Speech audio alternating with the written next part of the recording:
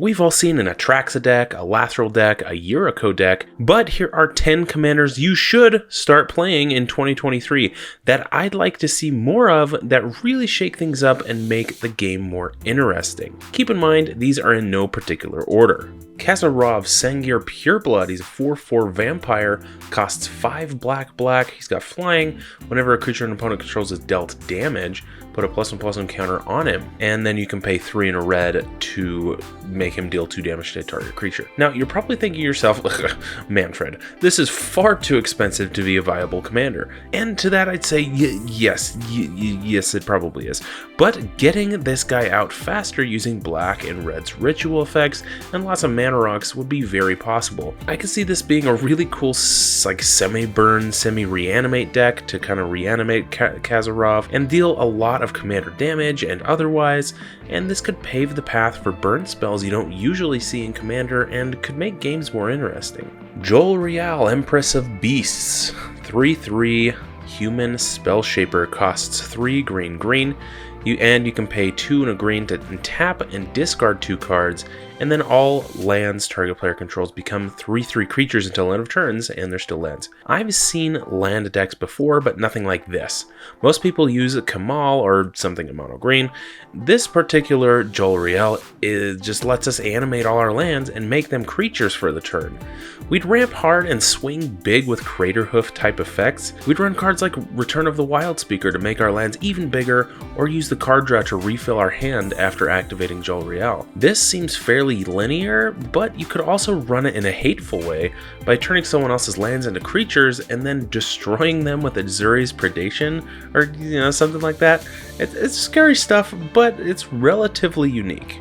Torens, Fist of the Angels, 2/2 human cleric. He costs 1 green/white, and he's got training, and whenever you cast a creature spell, you create a 1/1 green and white human soldier token with training. You can usually bet that someone at your commander table will probably be playing a human tribal deck.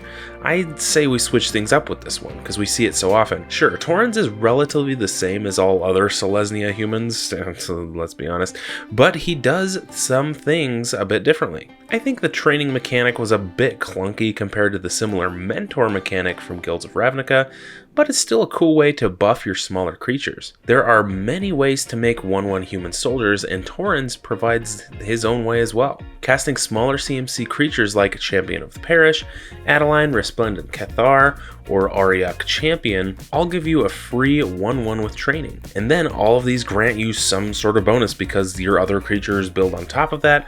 It's a really cool deck idea if you're just looking to build a budget-friendly human tribal deck. Now, speaking of tribal decks, we have Kangee, Area Keeper. He's a 2/2 bird wizard, costs 2 white/blue. He's got 2 X as his kicker, so you can pay an additional X as you cast the spell. He's got flying, and whenever Kangee enters the battlefield, if it was kicked, you put X feather counters on it, and then all your birds get 1/1 for each feather counter on it. Now, if you like birds like I like the song I Like Birds, then you're gonna love this deck. Birds unfortunately don't see a lot of play that I'm aware of, and I'd like to change that.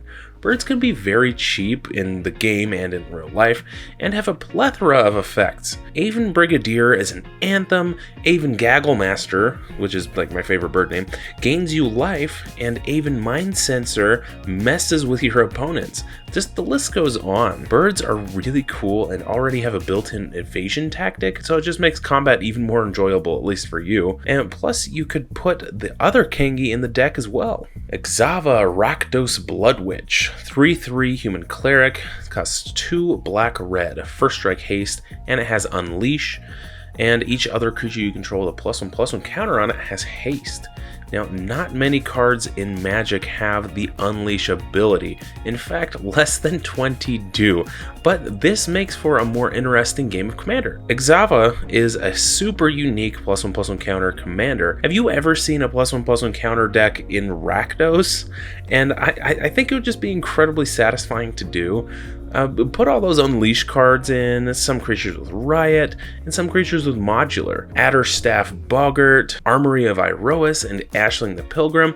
These are all other great cards that fit in the deck, and it's a really neat idea that could be very aggressive, and I kind of want to give it a try. Kaho or Kaho Minimo Historian, 2/2 human wizard, costs 2 blue. When Kaho, Minimo Historian, enters the battlefield, search your library for up to 3 instant cards and exile them, then shuffle. And then you can pay X and tap Kaho, and you can cast a spell with mana value X from among cards that you exiled with it without paying its mana cost. I don't really know where to go with this one. It could be a Spellslinger deck or a no max hand size deck like this one that I just did. Check out that video here. Or like a hard counter spell deck. Please don't do the last one. That's no fun for anyone. But basically, Kaho enters and you'll search for 3 instants to play later, and they'll just sit in exile until you need them. You know, and, well, unless it dies and then they go away and then you have another instance. Anyway, again, it could be card draw, counterspell, removal, you name it in blue, and you have access to them. Then once you've used all 3 of the spells you've exiled, flicker Kaho and search for 3 more. It's really neat and a really fun way to make your friends mad. I just don't know how you'd build the deck properly, honestly, but it might be interesting to see. Ganax Astral Hunter, 3/4 dragon, costs 4 red. It's got flying, and whenever Ganax or another dragon enters under your control, you create a treasure, and then it has got choose a background. You've probably seen Ganax in a 5-color dragon deck because that's almost always what gets played. 5-color dragons. Well, how about we go back to doing just mono red dragons? You know, why not? It's the most supported dragon color. Ganax does have choose a background as well, but I'm just gonna skip that part or put a red background in there just to make it even more red. But this deck would utilize a bunch of smaller dragons to make treasures, and then those treasures would be used to make even bigger dragons, and you kind of have like small, medium, and large dragons. You know, I like the dragon treasure theme. It's very thematic. It's a cool way to use lesser known dragons like Skyship Stalker. You know, it's not a small dragon, but it's not a big one either. Plus, it's able to pump itself up with fire breathing, but it's usually cut because there are, you know, technically speaking, better dragons in a 5-color deck. But, you know, all I'm saying is that cards like Imperial Hellkite, Sarkhan's Whelp, Red Dragon, or, you know, Skyship Stalker, these don't see a lot of play because you know, they get replaced in the Dragon or Tiamat decks.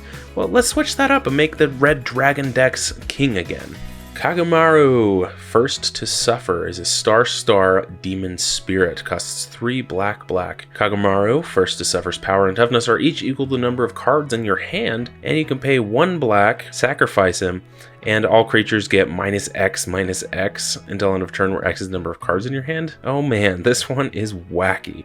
Mono black card draw. It could be very interesting. Plus, it's a built-in board wipe when you need it. Once you draw a ton of cards, swing with a bunch of commander damage, and then threaten anyone who tries to attack you with a board wipe, then win with Exsanguinate or something like that.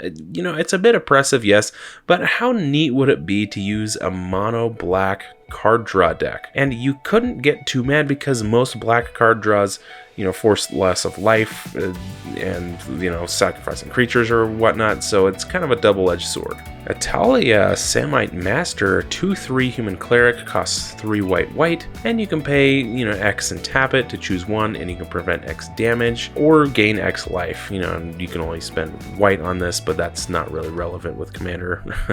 All the legendaries are weird. Some are stupid strong, and others are just kind of utter and complete garbage. But Atalya is kind of somewhere in the middle, I think. With her as your commander, you can prevent damage to her or your other creatures, and you can just gain X life. Life gain decks are very popular, but I've never seen this one utilized. White has the most life gain, and I think you could find different ways to make the game interesting, like using Evra Halcyon Witness's ability to swap its power with your probably massive life, or use Mycocologist to make a lot of Saprolings, or do whatever else life gain decks do. You know, it's pretty cool and is mildly annoying. Last but not least, we have Uurg, Spawn of Turg, the best named creature in the entire game. Let's be honest. It's a star 5 frog beast. It costs black, green. Uurg, Spawn of Turg's power is equal to the number of lands in your graveyard, and at the beginning of your upkeep you surveil 1. Black, green, sack a land, and you gain 2 life. Now, no one wants to use the best named character in all of Magic because Gitrog Monster exists. but come on, Uurg Spawn of Turg is amazing too. Let's switch things up from using Gitrog every time. Uurg's power is equal to the lands in your graveyard, so Harrow type effects are nice, as well as cards like a Benefaction of Ronus and Beast Hunt, stuff like that, filling your graveyard with lands and making Uurg even bigger, and on your upkeep you Surveil, and yes, it has been errated to be Surveil 1, so that you can fill your graveyard that way as well. And then you can just gain life from sacrificing lands. It's like a semi-life gain land ramp deck. There's a bunch of cards in the Strixhaven Witherbloom Precon that would work great in the deck, like Sproutback Trudge and Trudge Garden. I like this mixture a lot, and I hope Uurg gets to see some more play in lieu of Gitrog Monster. You know, just switch things up a little bit. Thanks for watching. Let me know how you feel about these in the comments, and remember to like, subscribe, and ring that little bell so you don't miss your weekly dose of magic.